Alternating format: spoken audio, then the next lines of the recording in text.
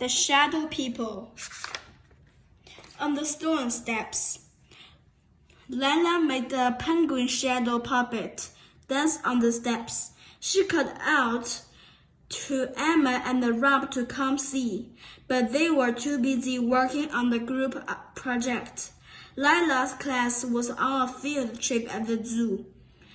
Emma and Rob were in Lila's group. They had decided to do their report on penguins. Emma was taking photographs of the birds, while Rob was writing down some information about them from a sign. Lila was sitting on the stone steps next to the penguin area. She was trying to compose a poem about the penguins, but became distracted, making penguin shadow puppets. That's when Lila noticed other school group passed by. To her surprise, these children did not have shadows. In the reptile house, Lila knew a lot about shadows. She had studied light in science class. A shadow happens when something blocks sunlight. Trees cast shadows. People cast shadows, but these people did not why. Lila wanted to find out. She followed the other school group into the reptile house. It was dark and creepy inside. Lila heard the voice of children but could not see anyone. It seemed the children from the other school had disappeared. Lila fled the reptile house and went back to her spot on the stone steps. How strange, she thought. Those people had no shadows, and then they disappeared into the dark. She was about to tell Rob and Emma when she saw the strange school group walk out of the reptile house. No one will believe me, thought Lila. She decided to keep her thoughts to herself, but she couldn't take her eyes off the strange group. The Hypercube. Hey, Lila, called Emma. Are you done with your poem yet? Lila quickly scribbled down a few lines and then leaped up to join her classmates. As she hurried toward them, she noticed something shining on the group. Lila picked up the shiny object. It was a pendant on a chain. The pendant was peculiar shape. She had never seen anything like it before. Well, said Rob. He was standing next to Lila looking at the pendant. That's cool. It's a hypercube, added Emma. What's a hypercube? Asked Lila. A hypercube. Hypercube.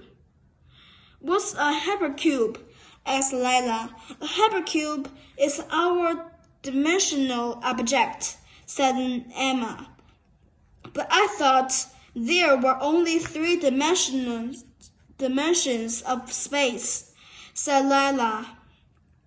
They are on our planet, but some people think they may be other worlds with more than 3. We typically can't see things that have 4 dimensions. The hypercube should be invisible to us. Whisked away. Just then, a voice said, "Thank you," and the pendant was whisked from Lila's hand. Lila saw one of the boys from the strange school group running away from her. Wait, Lila chased after him. She caught up to the boy and saw that his name tag said Chad.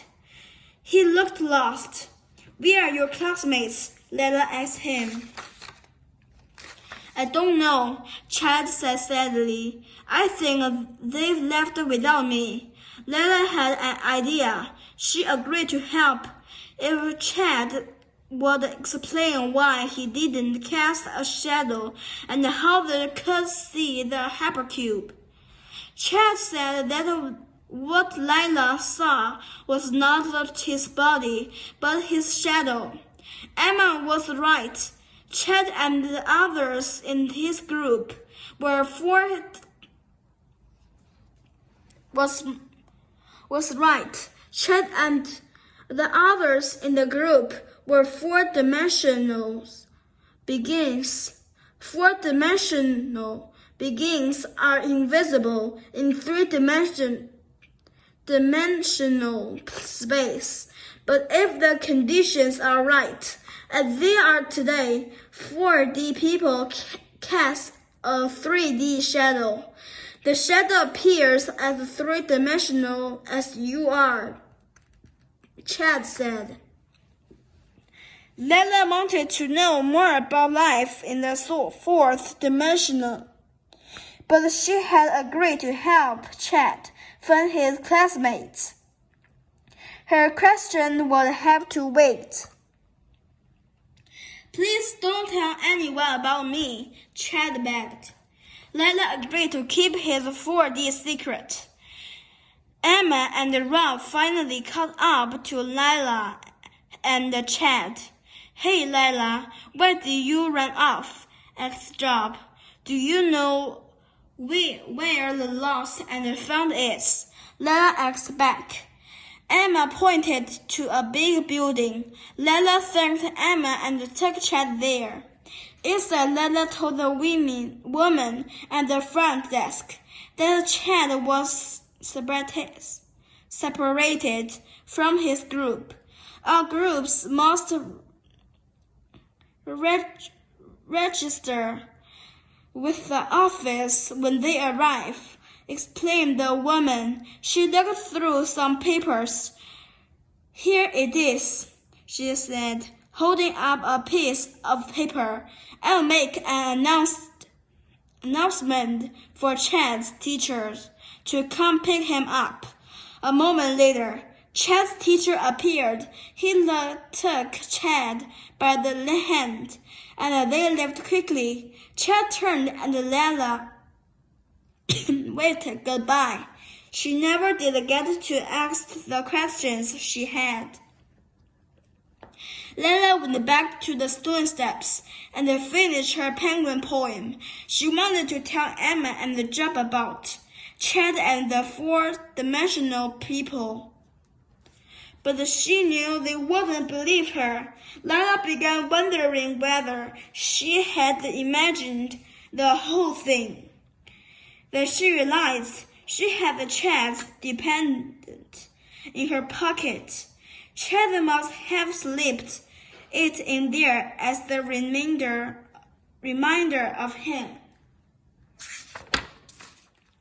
Are you done with your poem? Asked Rob, who was standing with Emma. Yes, ready to go. Then let's present our penguin report to the class, said Emma. The three walked toward the reptile house.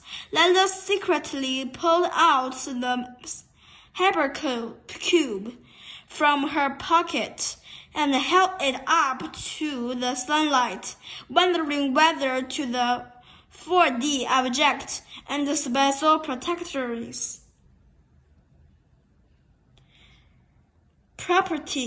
in her 3D world.